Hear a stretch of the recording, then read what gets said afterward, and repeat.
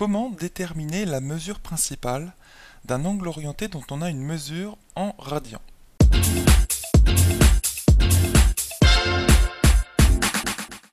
Bonjour et bienvenue sur Star en Maths TV. Nous allons dans cet exercice trouver la mesure principale de l'angle orienté dont une mesure en radians est x égale 29pi sur 6. Alors, premier rappel, qu'est-ce que c'est qu'une mesure principale d'un angle orienté? En fait, la mesure principale d'un angle orienté, c'est la mesure en radians de cet angle qui est comprise entre moins pi et pi. Alors, ici on a un angle dont une mesure en radians est 29pi sur 6. Et vu que 29pi sur 6 n'est pas compris entre moins pi et pi, en fait c'est bien supérieur à pi, sachant que pour comparer cela, tu peux mettre pi sur 6, pour pouvoir comparer. Pi sur 6, c'est tout simplement 6pi sur 6. Donc on se rend bien compte que 29pi sur 6, c'est supérieur à 6pi sur 6. Donc supérieur à pi. Donc nous, il nous faudrait une mesure de cet angle-là qui reste le même, mais qui soit comprise entre moins pi et pi. Alors, il y a une méthode pour cela, mais déjà, par l'intuition, tu peux tout simplement essayer de retrancher des tours complets à cette mesure d'angle pour arriver, en fait, entre moins pi et pi. Alors, comment faire en sorte d'enlever des tours complets à cette mesure d'angle-là pour arriver entre moins pi et pi? Il suffit d'enlever des 2pi, parce que tu sais que quand tu traces un cercle trigonométrique, tu sais que tout simplement cet angle-là que je vais faire en vert, cet angle-là, hop, ça c'est l'angle 2pi. C'est un tour complet. 2pi radians, ça correspond à 360 degrés. Et donc, si nous on enlève à cette mesure d'angle-là des 2pi, eh bien on va se rapprocher de l'intervalle moins pi, pi. Puisque si on trace très rapidement un axe, comme je te l'ai dit tout à l'heure, 29pi sur 6, c'est supérieur à pi.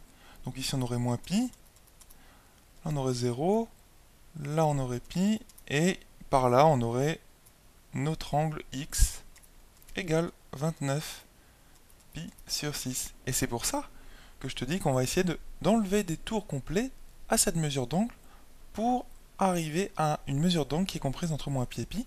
Et cette mesure d'angle, ce sera l'unique mesure d'angle de cet angle-là qui sera comprise entre moins pi et pi, et ce sera la mesure principale. C'est pour ça qu'on dit la mesure principale, il n'y en a qu'une. Alors, ce qu'on va faire, ici, très intuitivement, c'est enlever des 2pi. Alors, 2pi, on va essayer de mettre sur le même dénominateur, c'est-à-dire sur 6 ici. 2pi, tu sais que c'est tout simplement 12pi sur 6. Donc il faudrait enlever des 12pi sur 6 en entier, c'est-à-dire quand tu enlèveras un 12pi sur 6, ça veut dire que tu auras enlevé un tour complet à cette mesure d'angle-là. Et donc, ce qu'on va faire, c'est qu'on va enlever des 12pi sur 6 à l'angle, à cette mesure plutôt d'angle, x égale 29pi sur 6. Alors, combien on va en enlever? On va essayer d'en enlever une. Alors, tout simplement, 29pi sur 6, 29pi sur 6 moins 12pi sur 6. Je te rappelle que ça, c'est 2pi, c'est un tour complet. Et moins, c'est-à-dire qu'on l'enlève.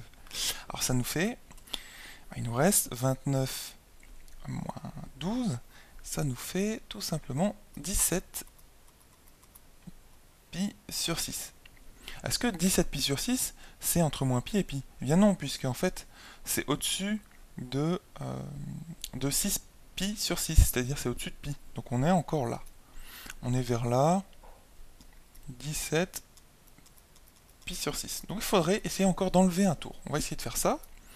Donc on reprend là, on repart d'ici, et on enlève une nouvelle fois un tour complet. Donc 17pi sur 6, moins donc 2pi, c'est-à-dire 12pi sur 6. Ceci c'était un simple ajustement, parce que comme ça c'est beaucoup plus facile d'enlever 12pi sur 6 que 2pi, comme ça on a directement le calcul sur le même dénominateur. Donc 17pi sur 6 cette fois-ci, et lui on lui enlève toujours un tour complet, donc 12pi sur 6. je te dis ici au milieu du calcul que 17π sur 6, c'est toujours une mesure en radians du même angle orienté qu'on est en train d'étudier.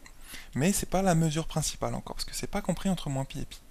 Donc, on enlève un tour complet, et là, on tombe 17π moins 12π, le tout sur 6, ça nous fait 5π sur 6. Et là c'est bon, parce que 5π sur 6, c'est sur cet axe-là, eh bien disons que là on a pi sur 6, tac, 2, 3π sur 6, 4, et 5π sur 6 ici.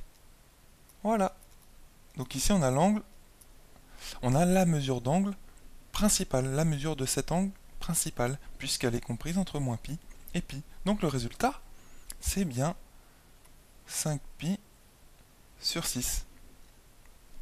Alors, une autre façon de faire, sinon, c'est la méthode générale pour trouver la mesure principale d'un angle orienté dont tu as une mesure en radians.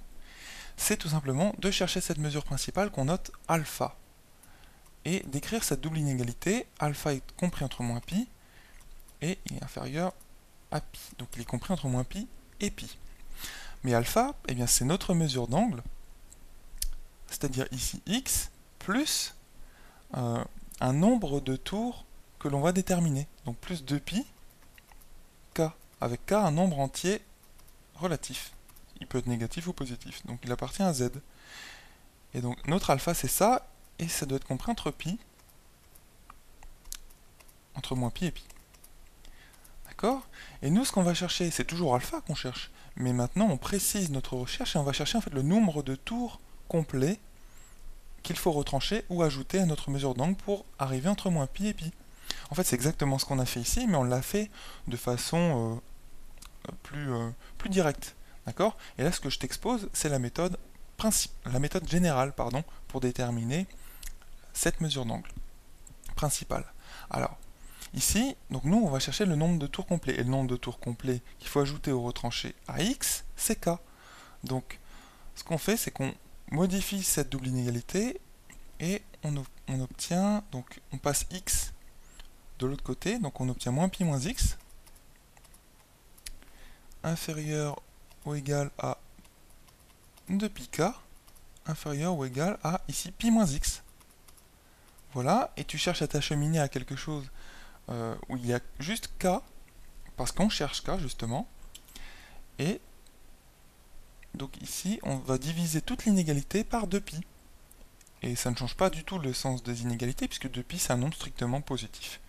Donc, moins pi moins x, d'ailleurs, puisque notre x c'est 29π sur 6, moins pi au même dénominateur que x c'est moins 6π sur 6, donc ça fait moins 6π, moins 29π, c'est-à-dire moins 35π sur 6.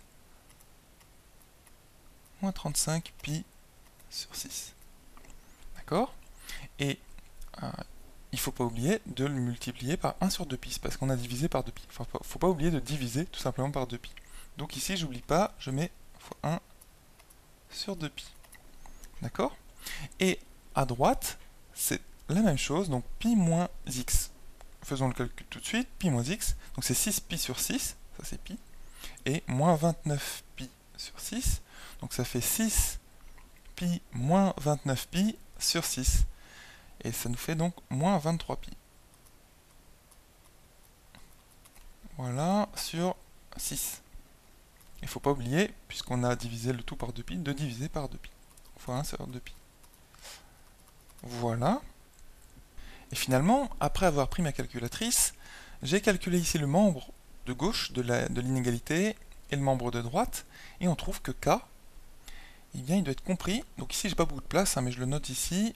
Donc k, il doit être supérieur ou égal à...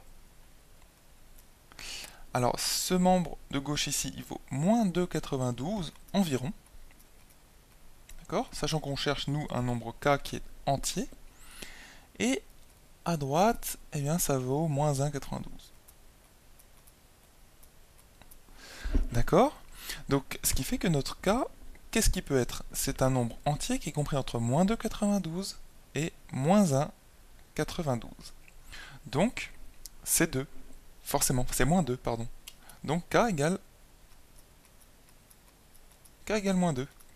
Ça veut dire que, vu que k c'était le nombre de tours qu'il fallait ajouter ou retrancher à notre mesure d'angle x, donc k égale moins 2, donc il faut enlever 2 tours complets à x pour que notre mesure d'angle soit comprise entre moins pi et pi. Et cette mesure d'angle-là, c'est justement notre mesure d'angle principale. Souviens-toi, ici c'est exactement ce qu'on avait fait. On avait enlevé un premier tour complet, ensuite on avait enlevé un deuxième tour complet. Donc ici, en utilisant la méthode générale que je te donne, eh bien on retrouve ce résultat. On a enlevé 2 tours complets. Alors pour autant, ça c'est pas le résultat final, il faut qu'on détermine alpha, c'est-à-dire notre mesure principale. Donc ça c'est un résultat intermédiaire, et alpha c'est x plus 2 pi k. Hein, puisqu'ici on a une égalité. X plus 2 pi k c'était égal à alpha, alpha étant notre mesure principale. Donc, alors, vu que alpha c'est x plus 2 pi k, mais k, on l'a trouvé, c'est moins 2, donc alpha c'est 29 pi sur 6, x donc, plus 2 pi fois moins 2, c'est-à-dire moins 4 pi. Et donc ça fait 29 pi sur 6, j'ai pas beaucoup de place ici, mais alpha égale 29 pi sur 6, moins, eh bien, 4 pi, et 4 pi, si je mets au même dénominateur, c'est-à-dire 6, ça fait 24 pi sur 6. Et donc on trouve bien que alpha égale 5 pi sur 6, c'est-à-dire 29 moins 24. Donc voilà le résultat qu'on retrouve en utilisant la méthode générale pour trouver la mesure principale, je le répète, de l'angle orienté, dont on a une mesure déjà en radians, et qui n'est pas comprise évidemment entre moins pi et pi, parce que sinon l'exercice serait déjà fini. Voilà.